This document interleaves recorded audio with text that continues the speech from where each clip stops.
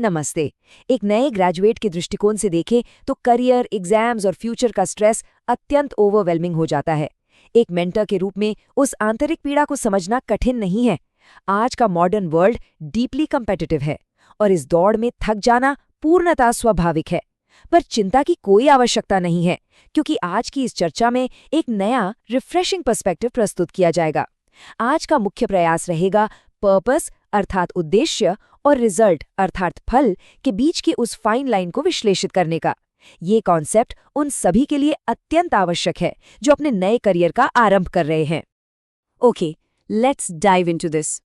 मनुष्य का स्वभाव ही है कि हम सदैव फल की आशा करते हैं। एक छोटा सा उदाहरण लेते हैं। मान लीजिए एक व्यक्ति को 10 करोड़ रुपए चाहिए, पर क्या कभी रुककर ये सोचने का प्रयास किया जाता है कि आखिर ये धन क्यों चाहिए? ये क्यों ही वो मास्टर की है जो वास्तविक उद्देश्य को सामने लाती है। इस धन का क्या किया जाएगा? जैसे ही ये क्यों पूछा जाता है, तब सीधे एक्शंस के पीछे छुपे मूल कारण यानी कोर पर्पस को समझा जा सकता है। हम सभी का विकास एक हाईली कम्पिटिटिव और रिजल्ट ओरिएंटेड संसार में हुआ है। विद्यालय से लेकर ऑफिस डेस्क तक प्रत्येक स्थान पर केवल मार्क्स, रैंक्स और अप्रेजल्स की एक अनएंडिंग दौड़ लगी हुई है। एक विद्यार्थी या फ्रेश ग्रेजुएट पर उन मैसिव सैलरी एक्सपेक्टेशंस का अत्यंत भारी प्रेशर होता है। और इस इंटेंस प्रेशर के कारण होता क्या है? हम अत्यंत शीघ्र उद्देश्य और परिणाम के बीच की इस महत्वपूर्ण भिन्नता को भूल जाते हैं। एक एक्शन का पर्पस क्या है और उसका आउटकम क्या होगा, इसका अंतर समझना आगे बढ़ने के लिए अत्यंत आवश्यक है।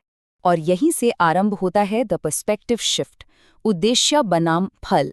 ये समझना ही आज की इस चर्चा का कोर लेसन है, जो हमें सही प्लानिंग और सही दिशा चुनने में मार्गदर्शन करेगा। एंड दिस ब्रिलियंटली इलस्ट्रेट्स एक एस्पायरिंग डॉक्टर का उदाहरण।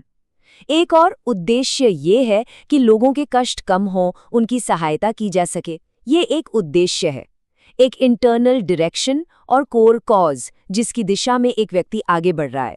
दूसरी ओर एक आशा होती है कि एमबीबीएस की डिग्री प्राप्त हो, आकर्षक सैलरी मिले और परिवार प्रसन्न रहे। ये फल है, एक आउटकम या परिणाम जिसकी अपेक्षा की जाती है। दोनों एक साथ पूर्णतया एग्जिस्ट कर सकते हैं, परंतु एक हमारी गाइडिंग डायरेक्शन है और दूसरा केवल एक होपफुल आउटकम। तो आखिर ये उद्देश्य अर्थात पर्पस वास्तव में है क्या? देखिए, यह एक डीपली इंटरनल डायरेक्शन है। सबसे महत्वपूर्ण बिंदु ये है कि उद्देश्य पूर्णतः हमारे अपने आंतरिक नियंत्रण में होता है। जैसे प्रतिदिन पढ़ाई करने का संकल्प। जब ध्यान अपने उद्देश्य पर केंद्रित होता है तो एक अद्भुत स्थिरता मिलती है। ये आंतरिक प्रयास हमें लगातार आगे बढ़ाता है और स्ट्रेस या पैरालिसिस ऑफ एनालिसिस में फंसने से बचाता है।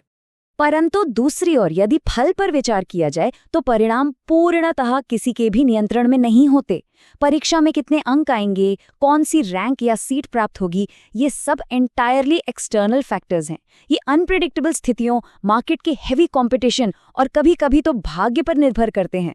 जो लोग अपना पूरा ध्यान केवल फल पर लगाते हैं, वे अपने उद्देश्य से भटक जाते हैं। इससे ना तो उचित प्लानिंग हो पाती है और यदि फल आशा के अनुरूप ना मिले तो पूर्णतः निराशा हाथ लगती है।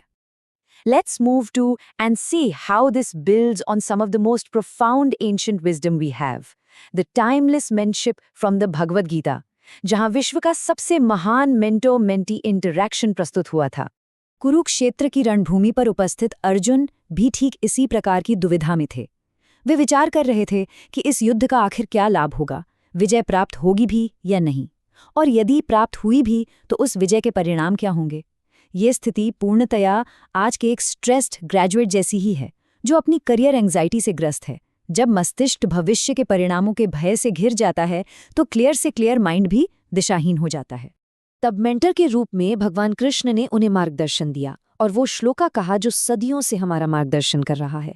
कर्मण्यवाधिकारस्ते मा फलेषु कदाचन मा कर्मफल हेतुर्भूर्माते संगोस्त्व कर्मणि। इसका सीधा सा अर्थ ये है कि हमारा अधिकार केवल अपने कर्म करने में है, उसके फल पर कदापि नहीं। फोकस सदैव पर्पस पर होना चाहिए, एक्सटर्नल आउटकम पर नहीं। और हाँ, इसका ये अर्थ कदापि नहीं है कि कर्म ना करने में किसी की आसक्ति हो जाए। So the crucial point is, यहाँ कर्म का अर्थ वास्तव में उद्देश्य से था।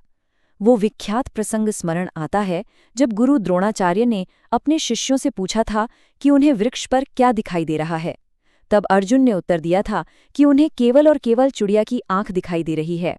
उस क्षण उनके मस्तिष्क में ये विचार कदापि नहीं था कि बाण आंख पर लगेगा या नहीं। इसे ही कहते हैं अपने उद्देश्य पर अटूट, अनटेदर्ड और पूर्ण फोकस। श्रीमद् भागवत गीता का एक और अत्यंत महत्वपूर्ण श्लोका है जो इस दर्शन को एक डीपर लेवल पर समझाता है। ध्यान से सुनिएगा। नियतम कुरु कर्मत्वम कर्म जायो ह्यकर्मणः शरीरे यात्रापि चाते ना प्रसिद्धेद कर्मणः। ये श्लोक वास्तव में इस पूरे एक्सप्लेनर का एक आंतरिक दार्शनिक स्तंभ है। इस श्लोक का अर्थ अत्यंत सरल और प्रभावशाली है। जिस प्रकार हमारा मानव शरीर बिना किसी विशेष इच्छा के अपने आवश्यक कार्य स्वाभाविक रूप से करता रहता है, ठीक उसी प्रकार हमारे कर्म होने चाहिए। हमारी प्लानिंग और हमारा हर एक प्रयास केवल और केवल उद्देश्य को ध्यान में रखकर होना चाहिए। जब किसी का भी एग्जीक्यूशन पूर्णतया उसके पर्पस पर केंद्रित होता है, तब एक्सटर्नल फैक्टर्स का भय समाप्त हो जाता है और वह स्ट्रेस से पूर्णतया मुक्त हो जाता है। तो इन सभी बातों से एक दिशा पूर्णतया स्पष्ट है कि उद्देश्य और फल के बीच का अंतर समझना कितना लिबरेशन देता है। परिणाम हमारे हाथ में नहीं है, परंतु हमारा प्रयास पूर्णतया हमारे आंतरिक नियंत्रण में है। लेकिन यहाँ एक अत्यंत जटिल प्रश्न उठता है, यदि परिणाम वास्तव में नियंत्रण में है ही नहीं, तो इस रेस्टलेस मस्तिष्क को किस प्रकार ट्रेन किया जाए कि वह केवल और केवल उद्देश्य पर अपना फोकस बनाए रखे। इस डीपर साइकोलॉजी को हम इस चर्चा के दूसरे पार्ट में डिकोड करेंगे। तब तक के लिए एक विद्यार्थी के रूप में यह अत्यंत आवश्यक है कि हम अपने वास्तविक उद्देश्य को पहचानें और पूर्ण निष्ठा से अपने प्रयास में जुट जाएं।